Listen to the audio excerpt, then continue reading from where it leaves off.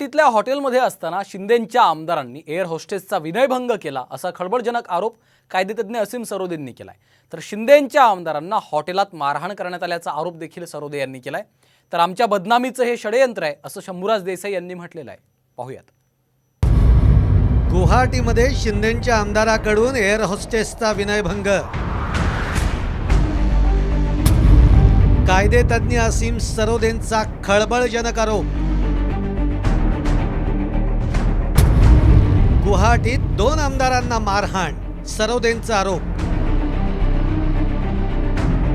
शिवसेनेतील एकनाथ शिंदेंचं बंड आणि मुंबई ते गुवाहाटी वाया सुरत अशी आमदारांची पळवापळवी प्रचंड गाजली होती।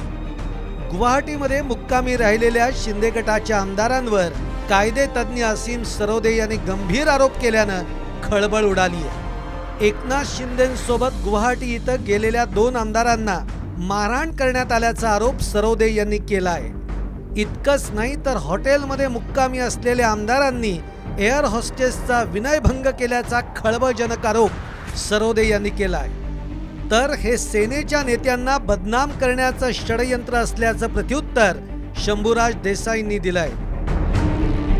गुवाहाटीच्या हॉटेलमध्ये एक आमदार पळून गेले। 8 किलोमीटर गेल्यावर त्यांना पकडून आणण्यात आलं। त्यांना त्या गुवाहाटीच्या हॉटेलमध्ये प्रचंड मारहाण करण्यात आली। वरच्या मजल्यावर काही एअर होस्टेसेस राहत होत्या।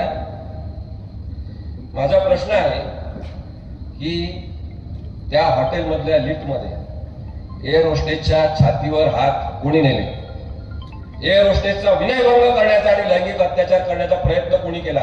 वकिलीची सनद घेतलेल्या एवढ्या सुशिक्षित शिकलेल्या वकिलांनी अशा पद्धतीचं 2 वर्षापूर्वी जा ना म्हणा, गुवाहाटीमध्ये जा, तिथं तक्रार करा, तिथल्या अधिकाऱ्यांना भेटा, त्या हॉटेलला भेटा, जा ना म्हणा, खात्री करा। ज्यांना आमची प्रगती बघवत नाही, शिंदे साहेबांच्या नेतृत्वाखाली राज्यात चाललेला विकास बघवत नाही, आमची इमेज डॅमेज करायसाठी जाणीवपूर्वक रचलेलं हे षडयंत्र आहे। सरोदेंनी केलेले आरोप खालच्या पातळीवरचे असल्याचं दादा भुसेंनी म्हटलंय। तर सरोदेंनी केलेल्या आरोपांची चौकशी झाली पाहिजे अशी मागणी ठाकरे गटाच्या राजन साळवींनी केली आहे। मला वाटतं की हे खालच्या पातळीवरच्या बाबी आहेत। कोणीही शिवसैनिक असं कृत्य करू शकत नाही। आता महाविकास आघाडी कदाचित सरोदेंचा अनुभव असेल, त्याच्यामुळे त्यांनी ते कथन केलं असेल। हा, त्यांनी जे आरोप केले ते त्यांना आलेले अनुभव, त्यांच्याकडे असलेली माहिती, त्याच्या आधारे आरोप केले असतील। आरोपांमध्ये तथ्य 100% असू शकतं आणि म्हणून त्या आरोपाची चौकशी व्हावी असं त्याचं माझं या ठिकाणी स्वतःचं मत आहे। सरोदेंच्या आरोपानंतर विरोधकांनी आक्रमक भूमिका घेत शिंदे गटावर हल्लाबोल केलाय।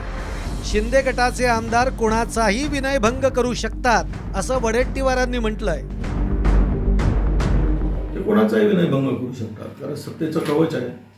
खुल्या त्यांना कोणाचंही बंधन नाही। ते आदिवासी महिलेला मारू शकतात, ते कोणाची माबहीण घेऊ शकतात, आई बहीण घेऊ शकतात, ते कोणाच्या अंगावर चालून जाऊ शकतात, ते कसेही वागू शकतात।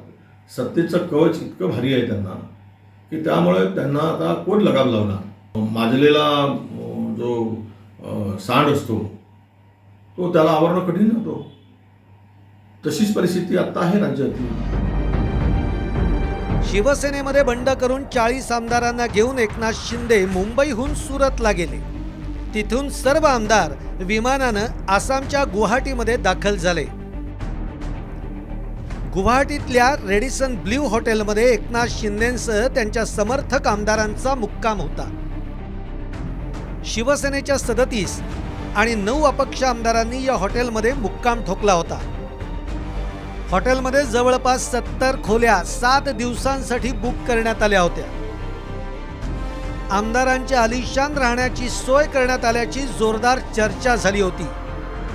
जून 2022 मधल्या या घटनेवरून असीम सरोदे यांनी शिंदे गटाला लक्ष्य केलंय। काही दिवसांपूर्वीच निर्भय बनो चळवळीतल्या व्यक्तींवर जीवघेणा हल्ला झाला होता। आता सरोदेंनी गंभीर आरोप केल्यानं शिंदे गटाची अडचण झाल्याचं बोललं जात आहे। ब्युरो रिपोर्ट, साम टीव्ही न्यूज।